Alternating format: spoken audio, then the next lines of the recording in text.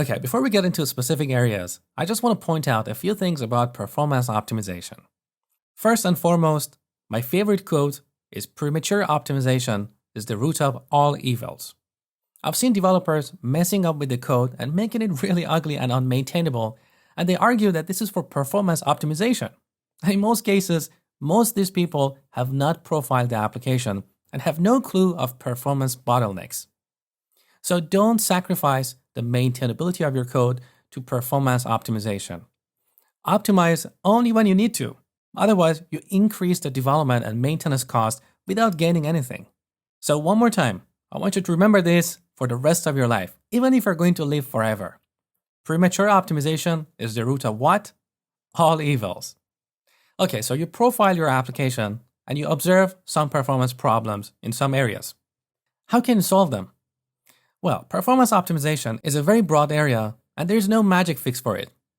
As a metaphor, think of infections. We don't have a magic pill that treats all infections in the world. We have different types of antibiotics, and each type can treat certain kinds of infections. Performance optimization in software is similar. You could have performance problems for a number of reasons, and unfortunately, I can't point out all the possible reasons out there. But I'm going to share with you a few key areas based on my experience. And this is not a complete list by any means. Now, in regards to web applications, most web applications follow a 3-tier architecture. What is a tier? It's where your code runs. So we have data tier, which is where our database and queries reside. We have application or middle tier, which is where we have a web server hosting our application. And we have client tier, which is the client's computer, and here we have the front end of our application running in a browser. Generally speaking, most of the performance bottlenecks are in the data tier. So optimizing performance at this level will have the most gain. And as we move towards the client tier, our optimizations will have less observable result. Note the word observable. This is the key here that a lot of developers don't take into account.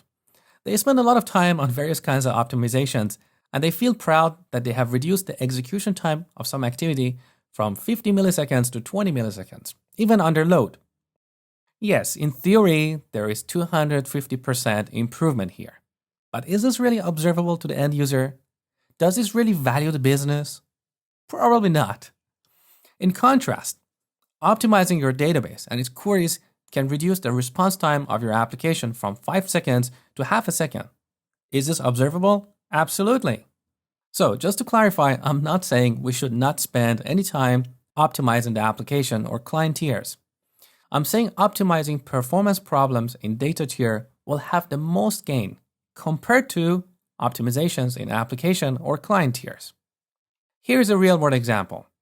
A while ago, I wrote an article on my blog showing a few tips for C# developers to write cleaner code, and in that article, I explained that by convention, we do the validation in our methods first. So it's cleaner to have these if statements on the top to validate the arguments and throw an exception. Then in the comment section, someone argued that no, we should reverse these if-else blocks for optimization reasons.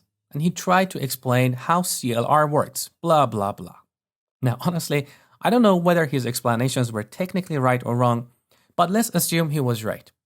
First of all, this is a perfect example of premature optimization, because his argument was not based on profiling the application's performance. It was purely based on theory. Plus, how much performance do you think we would gain by swapping these if and else blocks? So before teaching you a few techniques to optimize the performance of your applications, here are a few rules of thumb I want you to accept. First, do not sacrifice the maintainability of your code for premature optimization.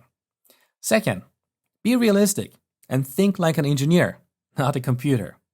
And third, be pragmatic and ensure that your efforts in performance optimization have observable results and give value to the users and the business. If not, you're wasting your time and your employer's money.